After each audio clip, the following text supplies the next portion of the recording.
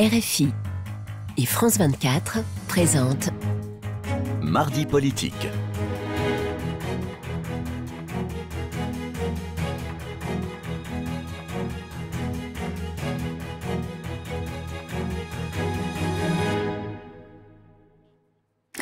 Bonsoir, c'est l'heure de Mardi politique sur France 24 et RFI. Avec Frédéric Rivière, nous recevons... Bonsoir Frédéric. Bonsoir.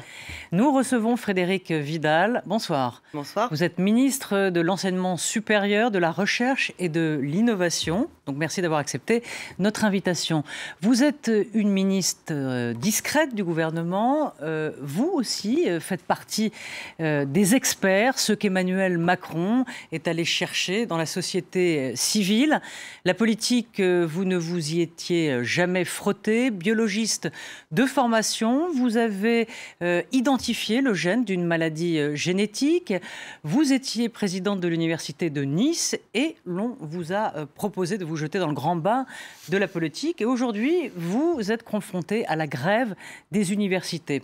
Les étudiants et certains profs contestent la nouvelle plateforme Parcoursup. Alors rappelons juste pour nos téléspectateurs l'ancien fonctionnement. Avant, il suffisait de s'inscrire dans une fac, mais certaines ont connu un engouement et se sont retrouvées dans le fond avec trop de demandes. Donc résultat, on tirait au sort ceux qui seraient inscrits à l'université ou pas. Aujourd'hui, donc le gouvernement a mis au point Parcoursup. Ce sont les facs qui examinent les dossiers et ceux qui ne sont pas pris, vous leur dites, on ne dit pas non, mais faites des rattrapages. Vous me dites si je me trompe, hein, mais c'est un peu ça l'idée. Avant, on tirait au sort. Aujourd'hui, on sélectionne. D'ailleurs, vous refusez le mot sélection. Mais est-ce qu'il ne s'agit pas tout de même d'une sélection, puisque c'est en fonction du niveau de l'élève et de sa motivation? Bonsoir. Alors, effectivement, vous avez raison de rappeler d'où nous sommes partis. Nous sommes partis d'une situation où personne n'avait anticipé la hausse démographique des années 2000 qui allait se répercuter dans l'enseignement supérieur.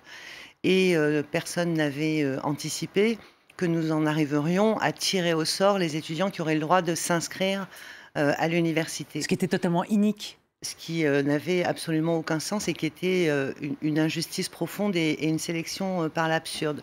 Donc, l'objectif du gouvernement, ça a été, avec l'ensemble des représentants des enseignants-chercheurs, des personnels, des étudiants, de trouver une solution.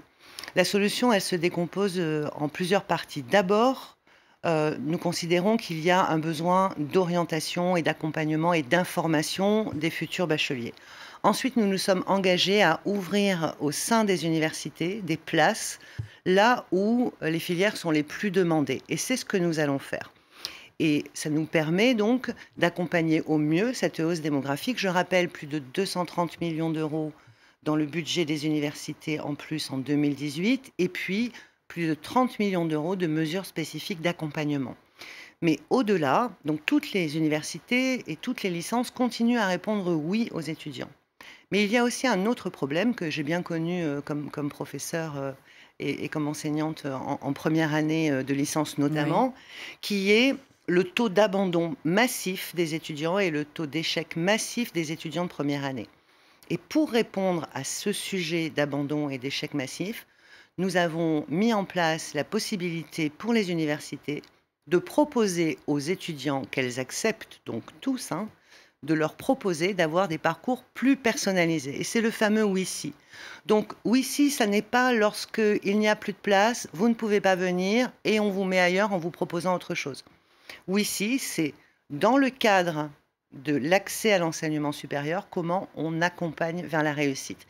Et c'est vraiment tout l'objectif de cette loi, c'est plus d'orientation et un meilleur accompagnement vers la réussite. Une meilleure direction. Mais la question, Frédéric Vidal, c'est de savoir, au fond, elle est toute simple. Si tous les lycéens qui ont obtenu leur baccalauréat et qui souhaitent suivre un cursus universitaire se verront proposer quelque chose, que ce soit un oui clair et net ou que ce soit un oui-si. Est-ce que vous pouvez dire aujourd'hui, oui, tous ceux qui accepteront éventuellement un parcours personnalisé auront une proposition?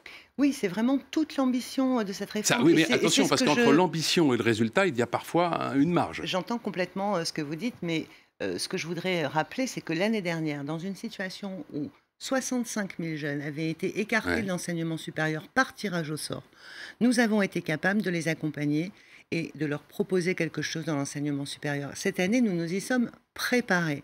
Donc, évidemment, nous avons créé des places supplémentaires, ça veut dire recruter des enseignants-chercheurs, recruter des enseignants, mis à disposition des établissements des heures supplémentaires, de manière à ce que nous ayons les places nécessaires aux endroits nécessaires, c'est-à-dire dans les filières les plus demandées. Alors, je vais vous rappeler ce que vous disiez le 17 mars dernier au quotidien Libération, vous devez vous en souvenir. Aucun candidat à l'université ne recevra un non, c'est-à-dire une réponse négative sans aucune proposition. Oui, Il aura c'est ce que soit je maintiens, un oui, oui, bien sûr. soit un oui-si, comme on vient de le dire. Or, on sait désormais qu'une fiche technique émanant d'une direction du ministère dit explicitement qu'à l'issue de la procédure Parcoursup, le 6 septembre prochain, des élèves en attente pourront recevoir une notification de décision négative induite par l'examen des candidatures. Autrement dit, ce que dit cette note, c'est qu'il y aura des candidats auxquels on dira bah, écoutez, désolé, on n'a rien pour vous, vous n'avez pas le niveau, on n'a rien. Alors, est-ce que c'est cette note qui est erronée ou est-ce que c'est vous qui faites une présentation peut-être un petit peu enjolivée des choses ? Non, pas du tout. Ce que dit cette note, c'est que le 6 septembre, mais comme ça a toujours été dit, c'est la fin de la procédure principale. Oui. Et donc, pour clôturer la procédure principale, il faut fermer le logiciel de manière à ce qu'on puisse passer dans la phase complémentaire qui permet d'identifier exactement où sont les places qui restent et de terminer d'accompagner les étudiants qui, à cette date, n'ont pas encore trouvé quelque chose qui les satisfait. Je vous rappelle que plus de la moitié des formations qui sont dans Parcoursup sont des formations sélectives.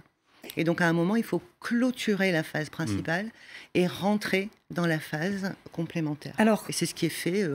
Clôture le 6 septembre, c'est ce qui a toujours été annoncé. ce que contestent certains profs qui sont aussi en désaccord avec la plateforme Parcoursup, c'est examiner les millions de dossiers. Ils disent que c'est techniquement impossible. C'est vrai, quand on sait le nombre de dossiers qui se présentent dans les universités, je crois qu'il y a 7 millions, si le chiffre est bon, 7 millions Alors, il y a de personnes qui candidatent. 7 millions de vœux qui ont été faits sur 13 000 formations. Et, oui, Et vous plus de imaginez le boulot 62% de ces vœux faits dans des filières sélectives pour lesquelles on ne se demande pas si oui ou non les gens sont en capacité d'examiner les dossiers. Et 32% qui sont faites dans des filières alors non l'idée est sélectives. louable, mais est-ce que ce n'est pas une usine à gaz impossible à mettre en place ? Moi, je suis absolument convaincue que la très grande majorité des enseignants et des enseignants-chercheurs qui accueillent les étudiants en première année sont en capacité de faire en sorte que cet accueil soit mieux fait et soit plus personnalisé. Et c'est au fond, finalement, j'allais dire, tout l'engagement des enseignants-chercheurs et des enseignants des universités, c'est accompagner les jeunes vers la réussite et accompagner tous les jeunes. Dans les universités, nous sommes tous très attachés à la démocratisation de l'enseignement supérieur. Jusqu'à aujourd'hui, on a massifié l'enseignement supérieur. Et la seule question qui se posait, c'était une carte d'étudiant ou pas de carte d'étudiant. Et évidemment, je peux vous le dire parce que je l'ai vécu, Oui. À c'est Nice, totalement dans- insatisfaisant pour un professeur de voir les amphis se vider. Et donc, évidemment que nous avons mis des moyens, évidemment que nous entamons maintenant une phase de discussion pour savoir comment on reconnaît cet engagement dans la carrière et pas seulement par de l'indemnitaire. Mais une fois de plus, la très grande majorité des enseignants et des enseignants-chercheurs souhaitent la réussite de leurs étudiants. Mais est-ce que la vérité, ça n'est pas que l'État n'a pas aujourd'hui les moyens financiers d'accueillir tous ceux qui veulent faire un parcours universitaire ? C'est un grand engagement, j'allais dire, de notre République, de dire que tous ceux qui souhaitent faire des études peuvent le faire et peuvent le faire dans un contexte d'enseignement public gratuit. Et donc c'est vraiment ce que nous portons depuis des années et ce que l'ensemble des universitaires portent. Donc les moyens, bien sûr, ils sont nécessaires, je l'entends. C'est pour ça que le gouvernement et le Premier ministre a annoncé 1 milliard d'euros spécifiquement destinés à cet accueil en premier cycle des étudiants qui veulent étudier à l'université. Est-ce qu'il n'y a pas, vous l'avez évoqué tout à l'heure, mais une forme de gabegie avec les erreurs d'orientation, notamment en première année ? Je connais moi-même personnellement une quantité de gamins et de gamines qui ont fait des premières années de fac pour rien, parce qu'à la fin du premier trimestre, ils se rendent compte que finalement, c'est pas la bonne filière, que ça leur plaît pas, qu'ils s'ennuient. C'est pour ça que la loi s'appelle orientation et réussite. Oui, mais c'est peut-être en amont qu'il faudrait traiter le problème dès le lycée. La partie orientation, bien sûr qu'elle se travaille dès le lycée, qu'elle va se travailler de mieux en mieux, notamment avec la réforme du lycée, qu'elle a déjà été travaillée cette année avec 2 professeurs principaux, de manière à ce que chaque professeur accompagne un nombre d'élèves plus petits et puisse avoir des interactions beaucoup plus faciles avec eux. Et d'ailleurs, je remercie les professeurs principaux qui ont absolument pris à cœur cela, parce que pour eux aussi, ce qui est important, c'est que leurs élèves soient le mieux accompagnés. Comment peut-on dire que ce gouvernement veut faire de la sélection alors que nous répétons en permanence que notre objectif, c'est plus de diplômés, plus de jeunes formés, parce que nous avons besoin de ces jeunes formés, y compris pour soutenir notre économie. Donc, c'est un investissement que le gouvernement souhaite faire dans la formation sous toutes ses formes, depuis l'école primaire jusqu'à l'université, la formation initiale comme la formation continue, la formation professionnelle, la formation tout au long de la vie. Alors, Frédérique Vidal, il y a 73 universités en France. Combien sont bloquées à ce jour ? Alors, il y a 4 universités qui sont bloquées aujourd'hui, et il y a 9 sites qui connaissent des perturbations.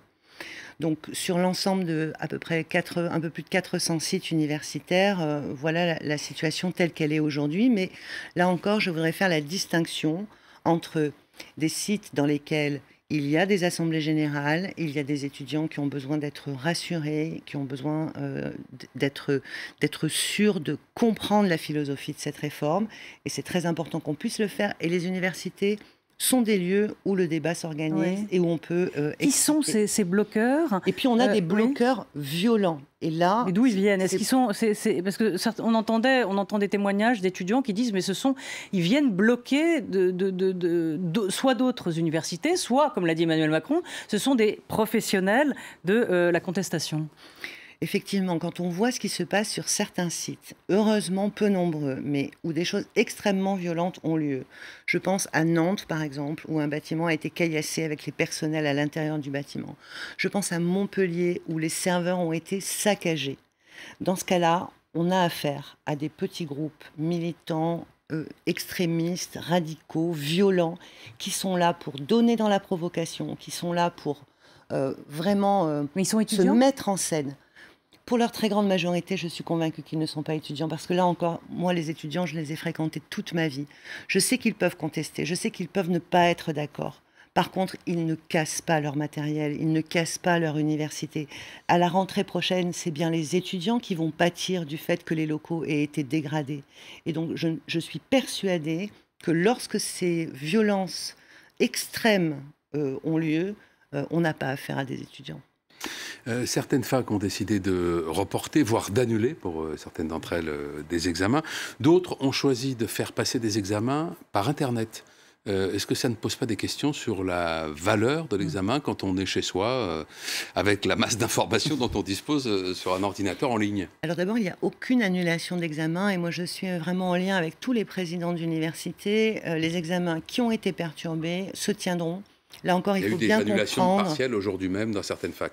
On dit annulation parce qu'il y a un report, et en tout cas, ça n'a pas eu lieu aujourd'hui. Mais ce qu'il faut bien comprendre, c'est que... Mais sur la valeur d'un examen par Internet chez soi. Alors d'abord, laissez-moi vous répondre l'importance d'avoir des examens qui, effectivement, permettent de vérifier que les connaissances ont été acquises. C'est ce qui donne la valeur à l'année universitaire. Et donc, moi, je pense à tous ces étudiants qui, depuis le mois de septembre, travaillent, préparent leurs examens. Pour certains, sont obligés de travailler à côté pour payer leurs études. Pour certains, sont boursiers et à qui on va dire non, finalement, cette année, pas d'examen. C'est hors de question. Et l'ensemble des présidents d'université vraiment indiquent que les années les examens auront lieu, et que cette année universitaire ne sera pas une année gâchée. Même s'il faut employer la force ? Ça, c'est la première chose. La deuxième chose, vous parlez des examens à distance. Oui. Il existe des formes d'examens à distance qui sont pratiquées dans plusieurs filières, plusieurs établissements depuis longtemps. Ce qui est compliqué, c'est leur généralisation. Mais on est parfaitement capable à l'université, et ça se produit dans de très nombreux cas, de poser des examens, par exemple, avec documents autorisés. De demander à ce qu'une évaluation soit faite par la remise d'un rapport ou d'un mémoire. Donc, à situation exceptionnelle, et c'est le cas à Montpellier, il faut trouver des solutions. Mais dans tous les cas, il faut garantir que l'année universitaire puisse être validée. Justement là-dessus, est-ce que si des universités sont encore bloquées et peut-être encore plus violemment que ce qu'on a connu le jour des examens, est-ce que la force va être employée pour déloger les manifestants? Alors, ce que nous faisons avec les présidents d'université, donc là actuellement ce sont des partiels qui se tiennent, hein, donc c'est une épreuve de contrôle continu, etc. Oui. Les examens terminaux qui valident l'année ont lieu en général plutôt au mois de mai. Donc ce que nous sommes en train de préparer, c'est des solutions pour que ces examens puissent se tenir dans la sérénité. Il y a des partiels qui se sont tenus hier à Lille, aujourd'hui à Nancy. Enfin, je suis évidemment les choses de manière à accompagner au mieux les présidents. Oui. Et tous les examens auront lieu, que ce soit dans les locaux de l'université, puisque effectivement une université c'est toujours plusieurs sites, plusieurs facultés, oui. Donc on peut avoir les examens dans un autre site que celui qui est occupé, que ce soit dans des locaux qui seront mis à disposition.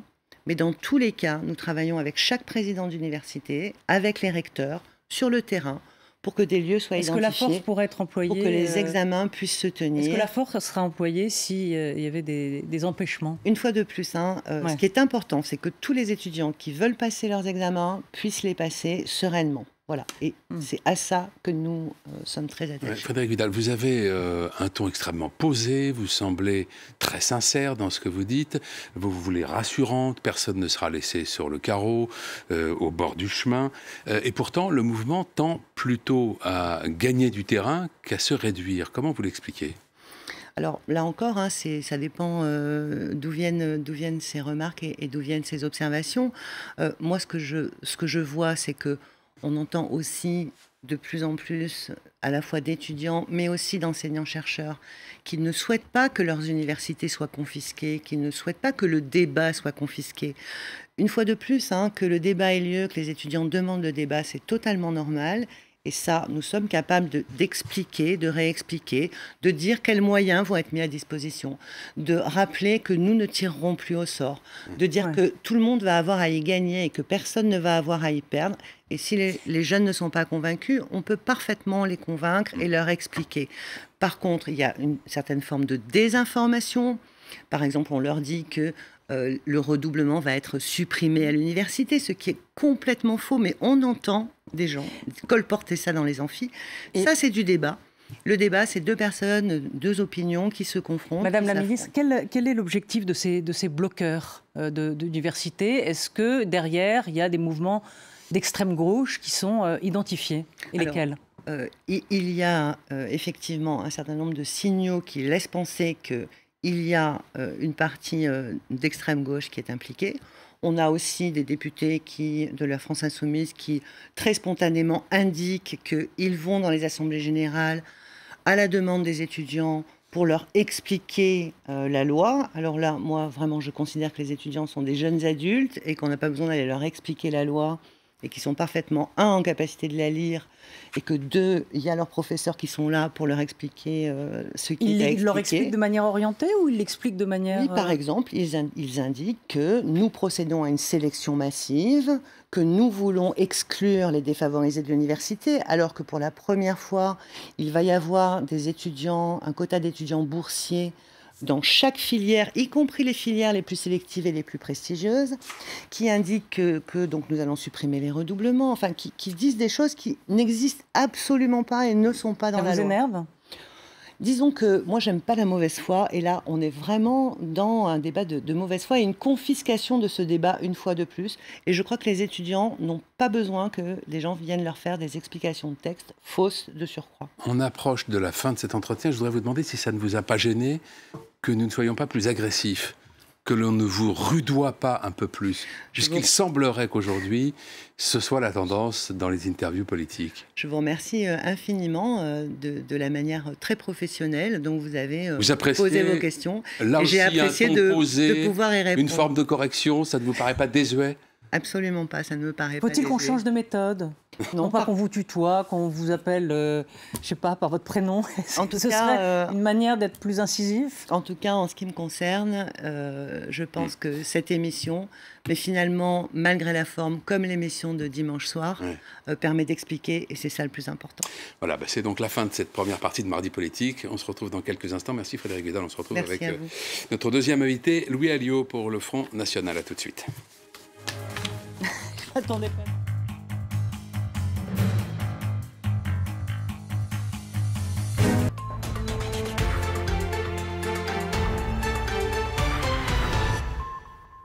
Bonjour à tous et bienvenue sur France 24 si vous nous rejoignez. Emmanuel Macron veut donc remettre les citoyens au cœur du projet européen. Depuis le centre des congrès d'Épinal, dans l'est de la France, il va lancer dans moins d'une heure une vaste consultation citoyenne sur l'avenir de l'Europe. Sur place, on retrouve Caroline de Camaret, notre envoyée spéciale. Il sera au milieu de 300 personnes qui se sont inscrites sur Internet pour pouvoir leur poser leurs questions. Leurs questions portent surtout sur l'emploi, sur des mesures très concrètes attendues de l'Europe. Et en effet, Emmanuel Macron considère que c'est une façon de lancer, de donner un premier feu vert à ces consultations citoyennes qu'il avait promis depuis sa campagne. Il a réussi à convaincre 25 de ses homologues de faire pareil dans leur pays, de faire remonter les idées de la base vers le haut, à l'exception tout de même de la Grande-Bretagne, bien sûr, avec le Brexit, et puis même de la Hongrie d'un certain Viktor Orban. Bref, ces consultations citoyennes démarrent dans quelques heures. On va voir si ce modus operandi, c'est-à-dire de parler directement au public, fait avancer finalement cette cause européenne, à quel point cette opération de séduction aussi en direct, véritablement, cette prise directe, démocratie directe voulue par Emmanuel Macron, fonctionne ici même à Épinal, une ville moyenne qu'il a choisie parce qu'elle n'est pas forcément très europhile. Et puis ce matin, Emmanuel Macron était devant les eurodéputés à Strasbourg. Le président de la République a tenté une nouvelle fois de convaincre de la nécessité de refonder l'Europe. Il a notamment plaidé pour une souveraineté réinventée. Je vous propose de l'écouter tout de suite. Je veux appartenir à une génération qui défendra cette souveraineté européenne parce que nous nous sommes battus pour l'avoir. Parce qu'elle a un sens et parce qu'elle est la condition qui permettra aux générations à venir de choisir à ce moment-là elles-mêmes leur avenir. Et je ne céderai à aucune fascination pour les souverainetés autoritaires. En France, le projet de loi réformant la SNCF a été adopté tout à l'heure à une très large majorité en première lecture à l'Assemblée nationale. Au début divisé, les Républicains à droite ont finalement voté en faveur de ce texte, un texte qui doit ensuite être débattu au Sénat. Le gouvernement espère un vote définitif au plus tard début juillet. La grève à la SNCF, elle reprend ce soir. Un TGV sur 3 circulera demain. Et puis la fin de la visite officielle du Premier ministre canadien Justin Trudeau à Paris. Il s'est adressé tout à l'heure aux députés français. C'est la première fois qu'un dirigeant canadien prenait la parole dans l'hémicycle. Il a notamment, bien sûr, défendu le CETA, le traité de libre-échange entre le Canada et l'Union européenne, un traité qui divise. Voilà, tout de suite, vous retrouvez la deuxième partie de Mardi Politique avec Louis Alliot, vice-président du Front National. Restez avec nous sur France 24.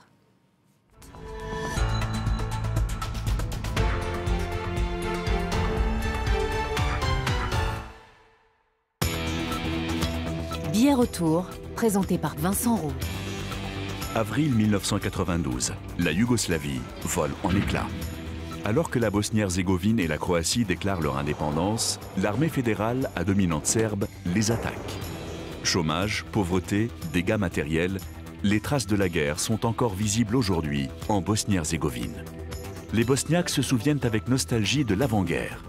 En Croatie, intégrée à l'Union européenne, l'économie prospère grâce au tourisme. Mais le souvenir de l'ex-Yougoslavie y est moins populaire. Quel avenir pour les jeunes générations? Deux pays, deux visions pour une même quête de l'équilibre. Billet retour à regarder sur France 24 et France24.com.